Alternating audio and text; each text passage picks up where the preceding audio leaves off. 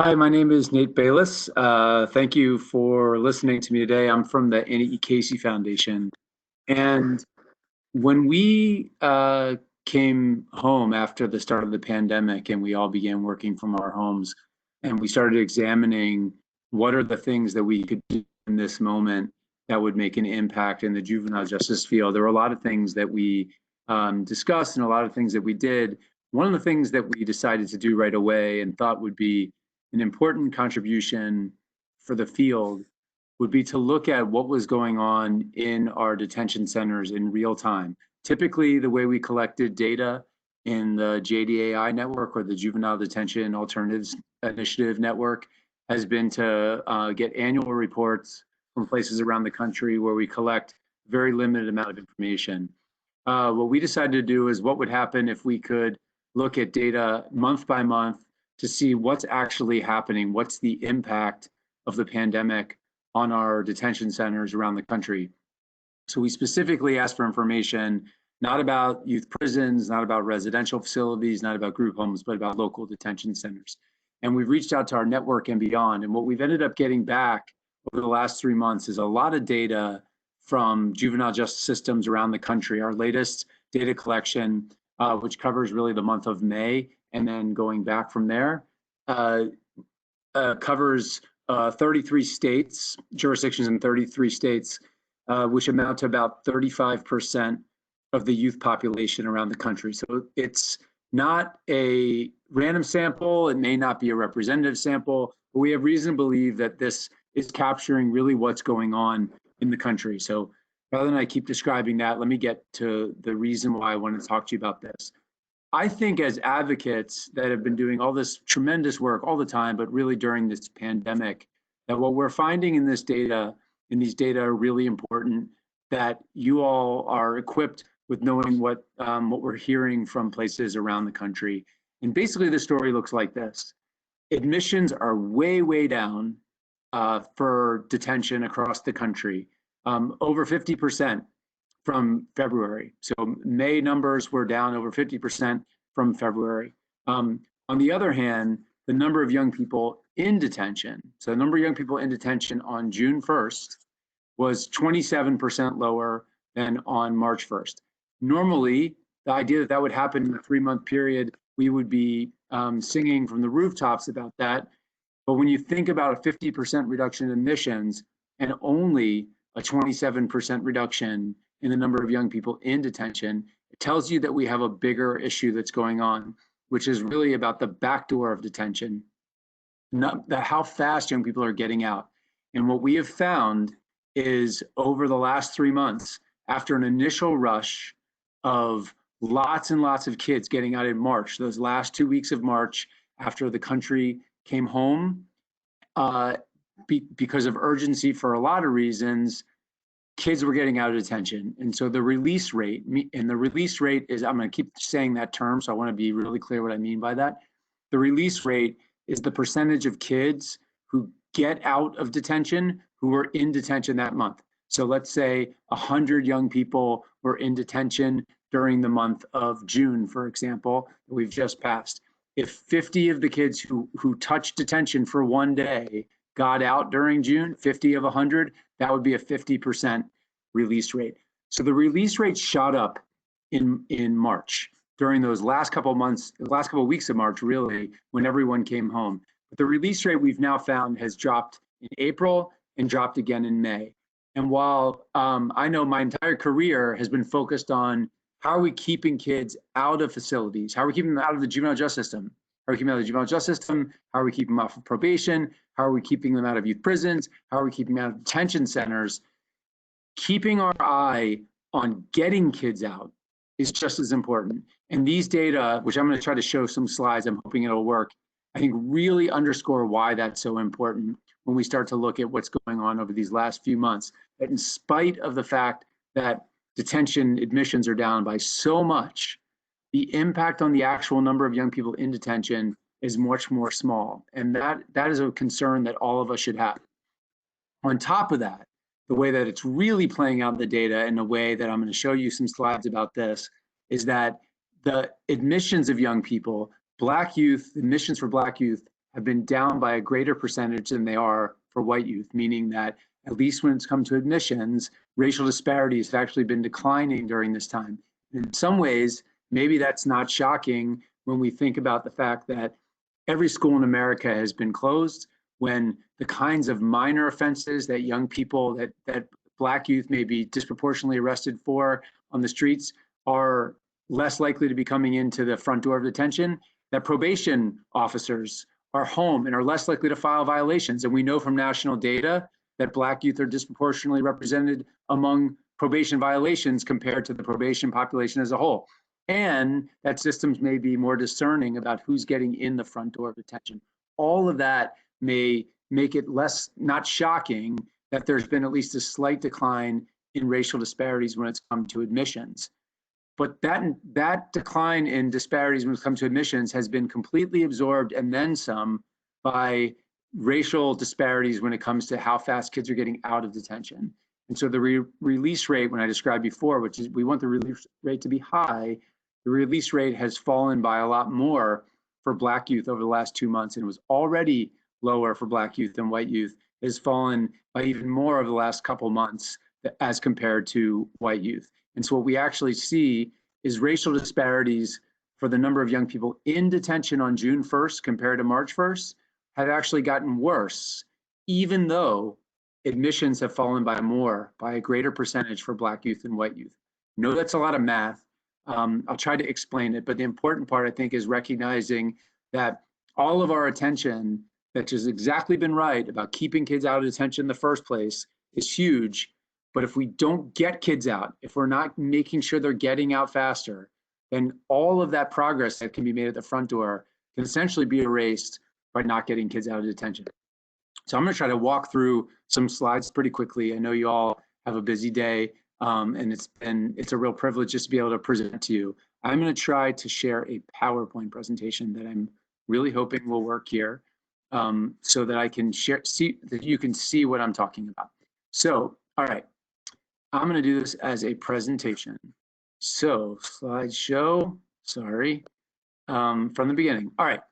So, okay, so this is really what I just started with, which is this is looking at the number of kids in detention at the start of each month. You'll see that it went up between January 1st and March 1st. This shouldn't be surprising. I think, as we all know, the very beginning of the year, based on the Christmas and New Year's holiday, the detention populations tend to be lower than they otherwise would be. It went up for the first couple months of the year. And then you see this huge drop between March 1st and April 1st. And this is especially amazing when you think of the fact that the pandemic and the impact it had on all of us in terms of our lives, in terms of schools around the country, really were only for the last 2 weeks of March. But we see this really large drop in the number of young people in detention in March, a more modest drop between April 1st and May 1st. And then a 6% increase between May 1st and June 1st. This increase is entirely a function of the release rate, which I've already mentioned before. So this is all about the fact that kids aren't getting out fast enough. And the way I will show you that is if we look at this next chart, this is about admissions. So we look at admissions per month. Back in February, there were 207 admissions per day on average across all of these places, again, covering 35% of the youth population in the country.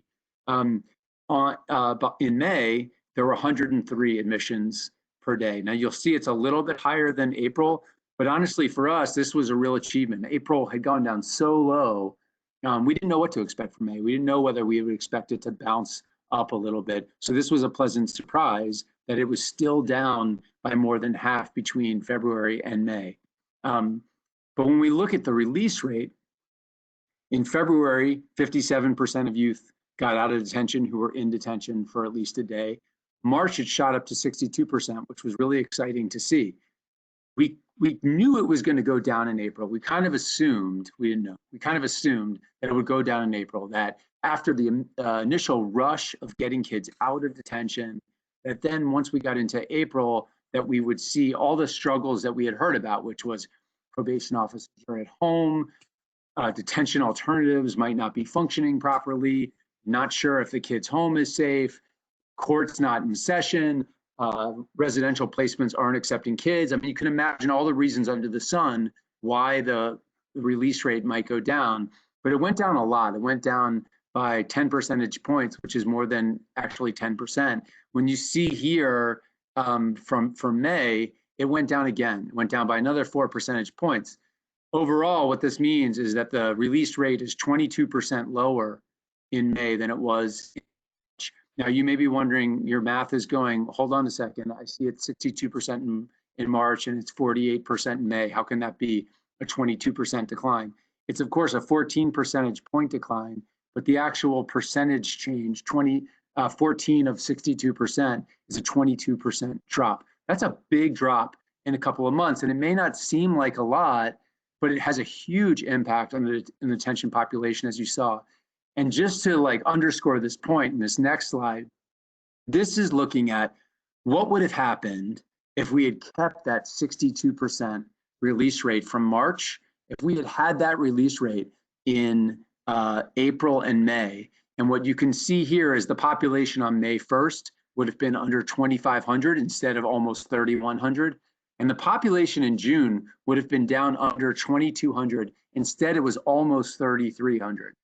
33% lower it would have been if we had just kept that release rate. Now, I'm emphasizing that point because we could all throw out a number and say, what if? What if just this number of kids got released? Or what if this was the release rate? But I'm talking about a release rate in a month that just happened 2 months ago. That's all that we're talking about. We're saying just if we had kept it at what it was in March, something that was in our recent past, we would have way fewer kids in detention today, or at least at the start of June, than we ended up having. And so this is why I think I really want to stress this. So then the last thing I want to talk about then is race. So I mentioned before, and the last slide will show the admissions change. But the point here is that right now, there's obviously been a large drop in the number of kids in detention. It's 27% for Black youth, 30% for white youth, just over these last few months, which, you know, again, in general, we might be celebrating as a really big achievement.